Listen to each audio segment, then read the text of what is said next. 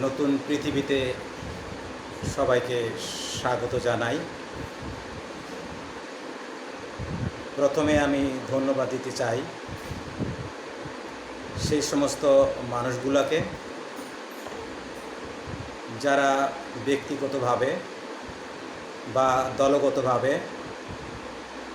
পৃথিবীর বিভিন্ন জায়গা থেকে বিশ্বের জন্য, পাপময় মানুষের জন্য প্রার্থনা করে যাচ্ছেন, ত্যাগ স্বীকার করে যাচ্ছেন, যাতে মানুষের মন পরিবর্তন হয়, মানুষ যেন বুঝতে পারে তাদের অন্যায়, অপরাধ, পাপের কথা এবং ঈশ্বরকে, যিশুকে চিনতে পারে এবং তারা ফিরে আসে।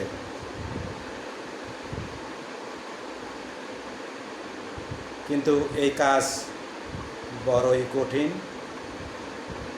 আগে যেমন বলেছিলাম, মানুষের দেহ মানুষকে ক্রমাগত পাপের দিকে টানে।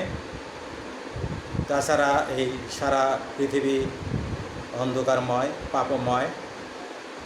মানুষের পাপের প্রতি আসক্তি সবচেয়ে বেশি। আমরা আদিমকাল থেকে দেখে আসছি, মানুষের অত্যধিক পাপের ফলে তার পতন হয়েছিল। তাই মানুষকে ক্রমাগত ধৈর্য ধরতে হয়, প্রার্থনা করতে হয়, ঈশ্বরে, যিশুতে এবং পবিত্র আত্মায় বিশ্বাস স্থাপন করতে হয়। আজকে আমি প্রধানত যিশুর যেই প্রতিজ্ঞা পবিত্র আত্মা পাঠানো সম্পর্কে, সেই সম্পর্কে কিছু কথা বলবো এবং এই সম্পর্কিত আরও কিছু বলতে চাই। যিশু পৃথিবী ছেড়ে যাওয়ার আগে শিষ্যদের বলেছিলেন, তোমাদের আমি এতিম করে যাব না, আমি গিয়ে তোমাদের জন্য একজন সহায়ককে পাঠাবো। তিনি হলেন পবিত্র আত্মা। পবিত্র আত্মা ঈশ্বর। তিনি এসে তোমাদের মনে করিয়ে দিবেন, তোমাদের পথ চলতে সাক্ষ্য দিবেন, তোমাদের মনে সাহস যোগাবেন।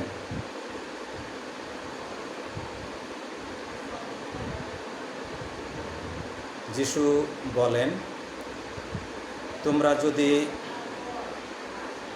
আমাকে ভালোবাসো তবে তোমরা আমার আদেশসমূহ মেনে চলবে এবং সেই মতো জীবনযাপন করবে। তোমরা যদি আমার আদেশ পালন করো তাহলে তোমরা আমার সঙ্গে যুক্ত থাকতে পারবে, যেমন আমি পিতার সঙ্গে যুক্ত আছি। আমি যুক্ত পিতার সঙ্গে আছি, সেই দিক থেকে তোমরাও এই নিশ্চয়তা পেতে পারো যে তোমরাও পিতার সঙ্গে যুক্ত আছো। যিশু বলেন, আমি জীবিত আছি, তাই তোমরাও জীবিত থাকবে। এই যে বিশ্বাস, এই বিশ্বাস আমরা পবিত্র আত্মার মাধ্যমে লাভ করতে পারি। মানুষের এমন কোনো ক্ষমতা নাই যে সে নিজে নিজে বিশ্বাস করতে পারে।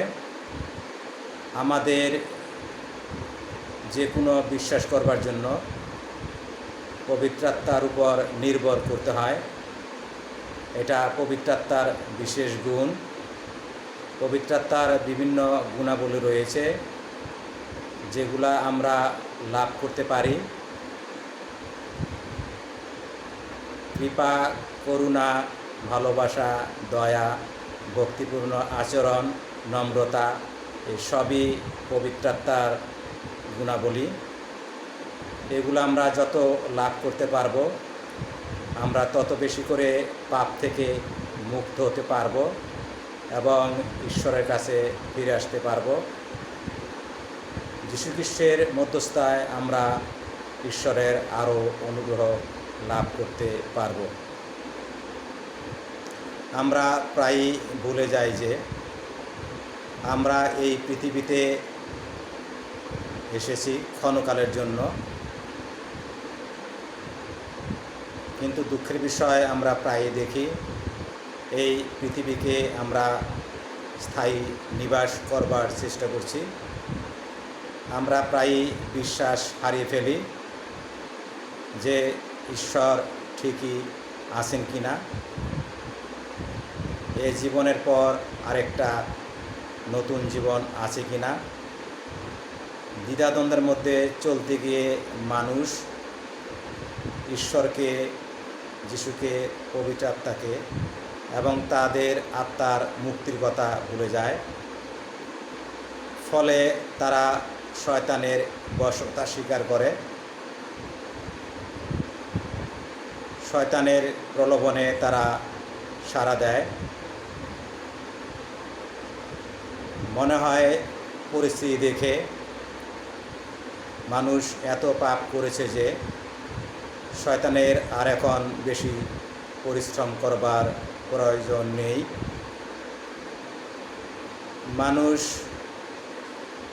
মনে হয় সারা পৃথিবীতে অনবরত পাপ করে চলেছে।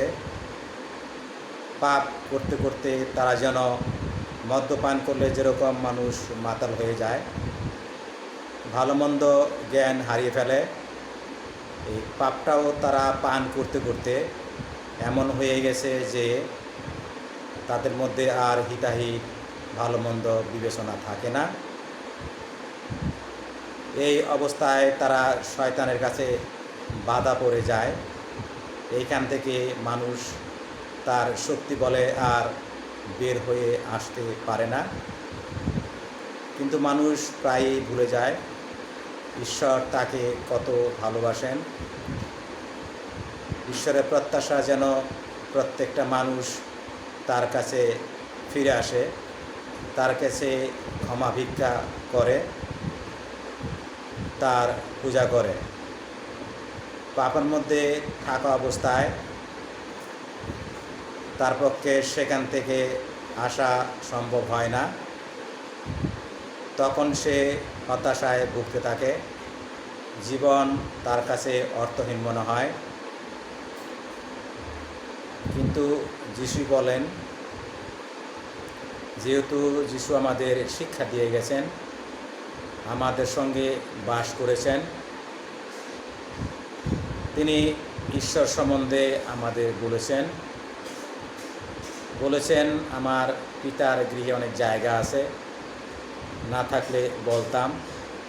অর্থাৎ তিনি স্বর্গে যাবার নিশ্চয়তা দিচ্ছেন, কিন্তু আমরা পাপ অবস্থায় স্বর্গে যেতে পারি না।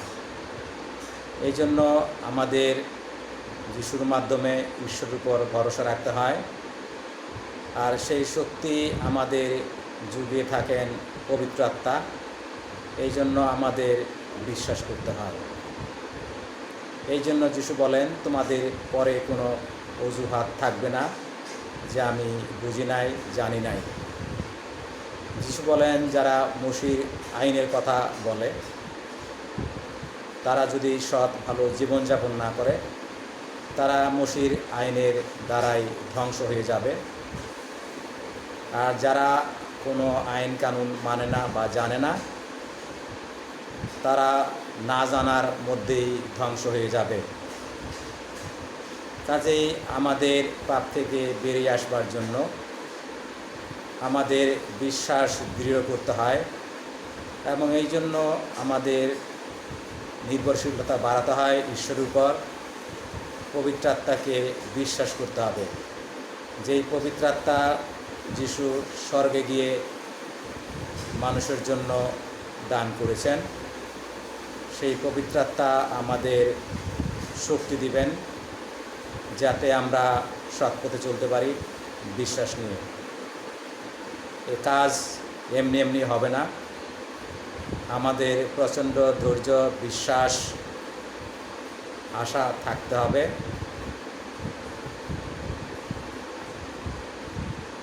সাধু পৌল বলেন,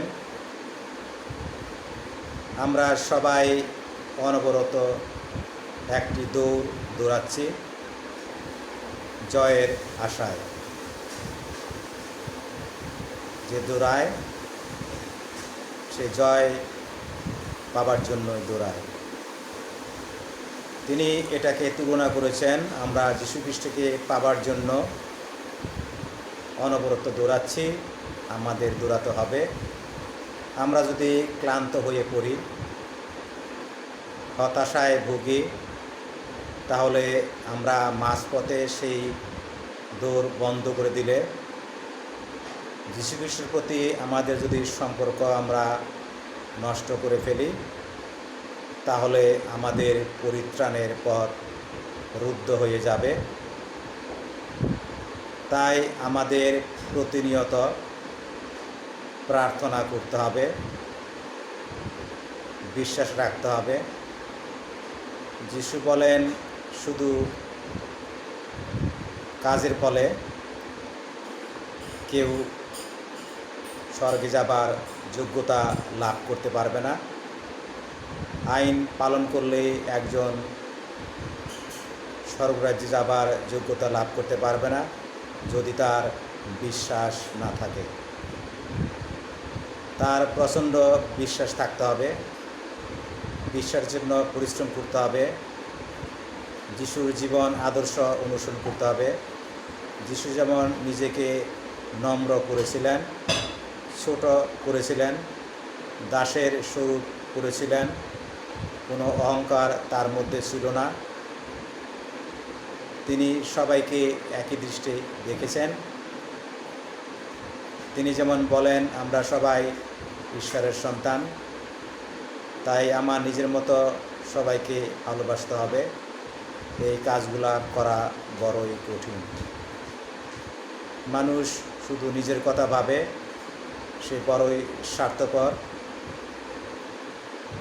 যিশু বলেন, তোমরা প্রত্যেকে আমার দেহের অঙ্গ প্রত্যঙ্গ। যিশু হলেন আমাদের মস্তকের মতো। কাজেই আমরা যখন অঙ্গ প্রত্যঙ্গ, আমরা সবাই মিলে খ্রিস্টের দেহ গড়ে তুলি, তাহলে আমাদেরকে যীশু খ্রিস্টের মতো হতে হয়। আগে একদিন বলেছিলাম, খ্রিস্টান মানে হলো ক্ষুদ্র যিশু। আমরা প্রত্যেকটা খ্রিস্টান এক একজন ক্ষুদ্র যিশু। এই ক্ষুদ্র যিশু যদি আমরা থাকতে চাই সারা জীবন, তার মানে আমাদের খ্রিস্টের মতো জীবনযাপন করতে হবে। পৃথিবী যে ক্ষণস্থায়ী, আমরা এখানে সম্পদ আহরণ করবার জন্য আসি নাই, এই কথাগুলা মনে রাখতে হবে। এই পৃথিবীতে আমাদের পাঠানো হয়েছে যাতে আমরা এখানে প্রস্তুতি গ্রহণ করি, ভালো ভালো কাজ করি, মানুষকে নিজের মতো করেই দেখি, ভালোবাসি, তাহলে আমরা ঈশ্বর রাজ্যে প্রবেশ করতে পারব। যেহেতু যিশু নিজেই একজন পরিপূর্ণ মানুষ হয়ে পৃথিবীতে এসেছিলেন, দুঃখ কষ্ট সহ্য করেছেন, নিজের জীবন দিয়েছেন, ঈশ্বরের বাধ্য ছিলেন। আমরা যেহেতু যিশুর শিষ্য, যিশু আমাদেরকে ভাই বলে ডেকেছেন, বলেছেন, তোমরা আর দাস নও, কিন্তু আমার ভাই। তিনি আমাদের জন্য তিনি ক্রুশে জীবন দিয়েছেন। আমরা অনেক সময় ভাবতে পারি যিশু ঈশ্বরের পুত্র, তাই তার পক্ষে এটা সম্ভব ছিল। কিন্তু এটা আমাদের ভুলে গেলে চলবে না যে যিশু একজন প্রকৃত মানুষ। সমস্ত গুণাবলী যা মানুষের, তা যিশুর মধ্যে ছিল। যিশুর মধ্যে দুঃখ কষ্ট ছিল,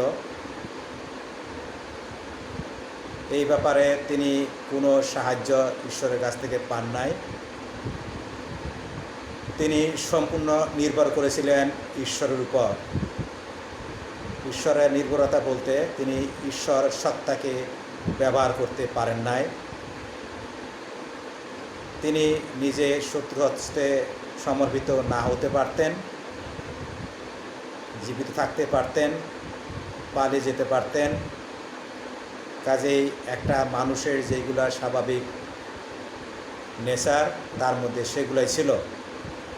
একটা মানুষকে কেউ যদি ধরে মারে, তার যেই অবস্থা নিজের বুদ্ধি ক্ষমতা বলে বের হয়ে আসা, যিশুর মধ্যে সেগুলাই ছিল। যিশু কখনোই কিন্তু বিপদ দেখে পালিয়ে যান নাই। তিনি জানতেন তার এই মৃত্যুর মধ্য দিয়ে পৃথিবীতে মুক্তি আসবে। কাজেই আমরা যেই আরামপদ জীবনযাপন করি, আমাদের যেই ভুল ধারণা আছে যে আমি যেইভাবে জীবনযাপন করতেছি আমার কোনো অসুবিধা নাই, আমি স্বর্গরাজ্যে যেতে পারবো, এটা আমরা নিশ্চিতভাবে বলতে পারি না।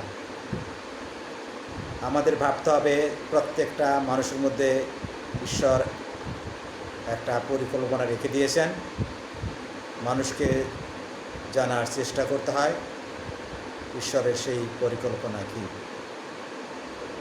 যিশু বলেন, তোমাদের ধর্মকর্ম যদি ফরিসীদের আর ধর্ম নেতাদের চেয়ে বেশি না হয়, তাহলে তোমরা কোনো মতেই স্বর্গরাজ্যে প্রবেশ করতে পারবে না। এসবই এই পাপময় পৃথিবী থেকে করা খুবই কষ্টকর। এই জন্যই যিশু যেই পবিত্র আত্মাকে আমাদের জন্য ঈশ্বর কাছ থেকে পাঠিয়েছেন, সেই পবিত্র আত্মা এই অসম্ভব সাধন করতে পারে।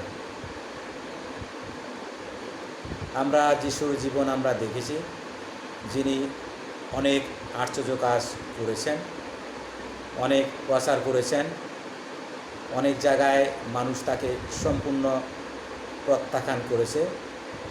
সদম গমরার কথা আমরা জানি, তাদের পাপের কারণে শহর ধ্বংস করেছিলেন ঈশ্বর। কাজেই আমাকে আপনাকে মানুষ অবহেলা করবে, এটা খুবই স্বাভাবিক। আমার এই ভিডিও দেখে অনেকে বিশ্বাস করবে, অনেকে করবেও না। শুধু আমি এটাই চাই, মানুষের জীবন একটাই, প্রত্যেক মানুষের নিজ নিজ দায়িত্ব কর্তব্য আছে মানুষের প্রতি, ঈশ্বরের প্রতি, কারণ সব মানুষই ঈশ্বরের সন্তান। তাই যদি মাঝে মাঝে ফেসবুকে বা ইউটিউবের মাধ্যমে ভিডিওর মাধ্যমে যদি মানুষকে কিছু কথা বলা যায় বাইবেল থেকে, নিশ্চয়ই অনেক মানুষের পরিবর্তন আসবে।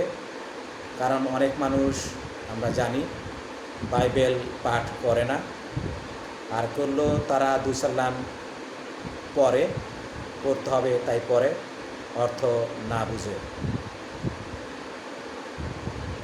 কাজেই আমি চাই যে যারা সেই সুযোগের মধ্যে নাই, তারা এই সুযোগ গ্রহণ করে এবং বুঝবার চেষ্টা করে।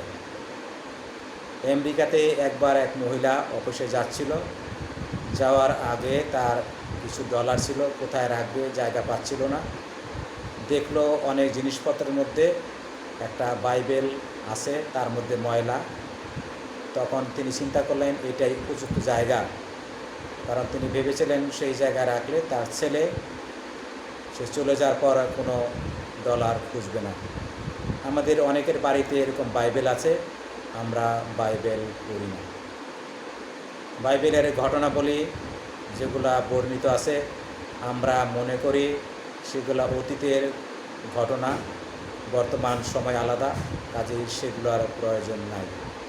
আমরা যেন ভুলে না যাই ঈশ্বরের আরম্ভ এবং শেষ নাই। তিনি 1000 বছর আগে যেটা বলেছেন সেই বলা আজও সেই একই বলা।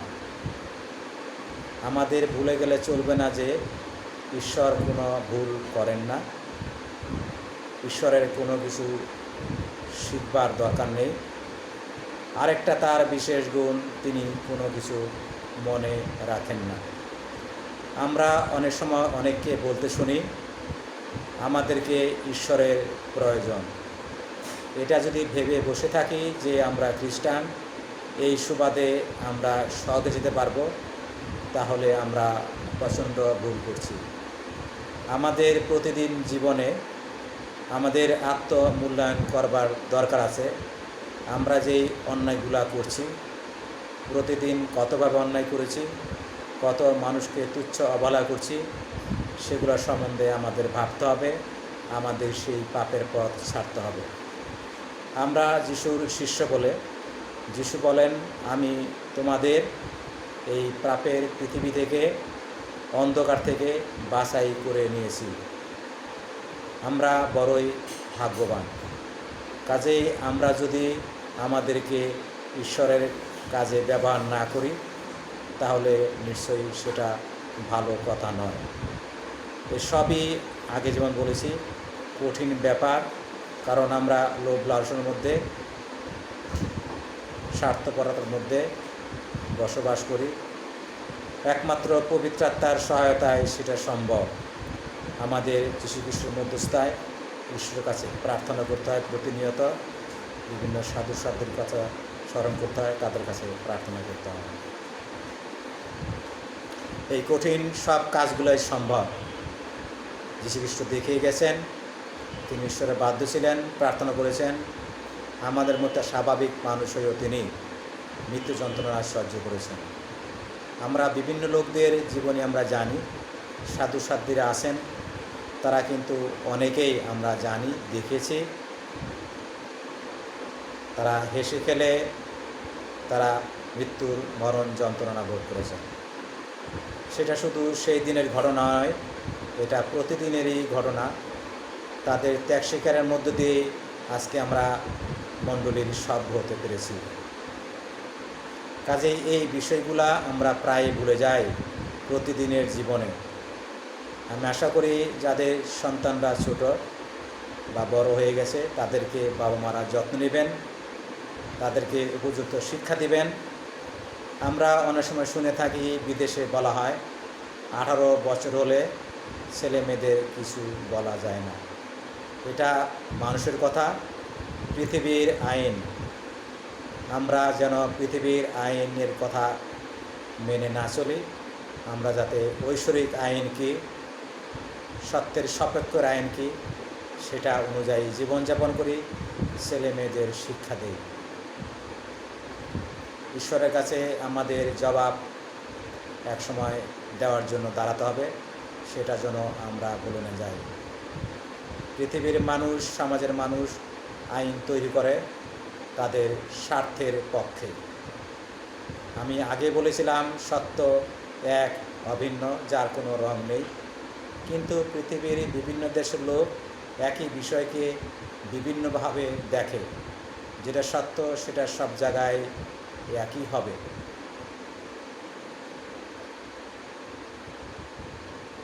রক্ত লাল বললে যদি সব মানুষই মানে, সেটাই সত্য। কোনো দেশে যদি এমন একটি কথা বলে যেটা অন্য দেশের লোক মানে না, সেটা সত্য নয়, সেই কথার মধ্যে সত্যতা নেই। কাজেই আমরা পৃথিবীর আইন দেশ পরিচালনার জন্য দরকার, সেটা থাকবে, কিন্তু আমাদের ঈশ্বরের কাছে যেই আইনে জবাব দিতে হবে, সেই আইনের বশ্যতা আমাদের স্বীকার করতে হবে।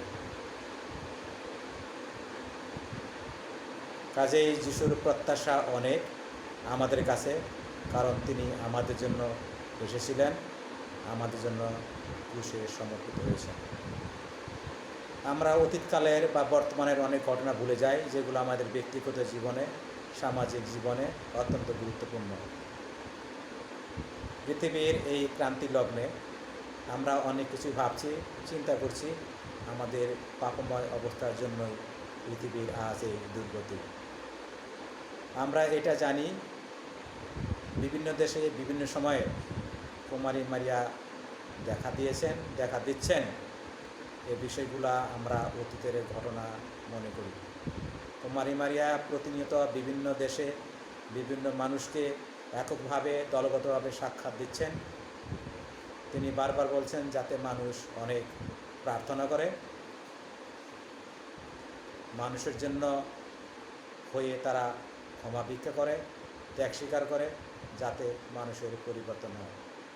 এত কিছু জানার পরেও যদি আমরা এগুলাকে রূপকথার গল্প মনে করে সেগুলা পালন না করি, সৎ জীবনযাপন না করি, খ্রিস্টানের যেইভাবে জীবনযাপন করা উচিত, আমরা যদি ধন সম্পদে আসক্ত হয়ে থাকি, তাহলে আমাদের পরিণতি কী হবে আমাদের ভেবে দেখা দরকার আছে। যিশু বলেন আমরা ধন এবং ঈশ্বরের একই সাথে সেবা করতে পারি না। আমরা একই মুখে দুই কথা বলতে পারি না। ঈশ্বর আমাদের প্রত্যেকটা অঙ্গ প্রত্যঙ্গ দিয়েছেন, যেমন আগে বলেছি, প্রত্যেকটাই যিশুর এক একটি অঙ্গ প্রত্যঙ্গ তার পুরা দেহ তৈরি করবার জন্য। আগে যেমন বলেছিলাম, আমাদের প্রত্যেকটা শরীরের অংশই ঈশ্বর দিয়েছেন বিশেষ বিশেষ কাজ করবার জন্য, ভালো কাজ করবার জন্য, মন্দ কাজ করবার বা পাপ করবার জন্য নয়। আগে বলেছিলাম কতগুলো অঙ্গ প্রত্যঙ্গের কথা, আগে মুখের কথা বলেছি, এটা নিয়ে একটু কথা বলি। এই একই মুখ দিয়ে আমরা ঈশ্বরের গৌরব করি, একই মুখ দিয়ে আমরা মিথ্যা কথা বলি, ছলনার কথা বলি।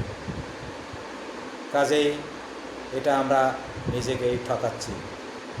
কাজে এই বিষয়গুলো যাতে আমরা ভেবে দেখি যে পৃথিবীতে আমাদের পাঠানো হয়েছে আমাদের প্রস্তুত করবার জন্য, পাপ থেকে মুক্ত হয়ে আরও যারা মানুষ ঈশ্বরকে যিশুকে জানে না তাদের কাছে প্রচার করবার জন্য।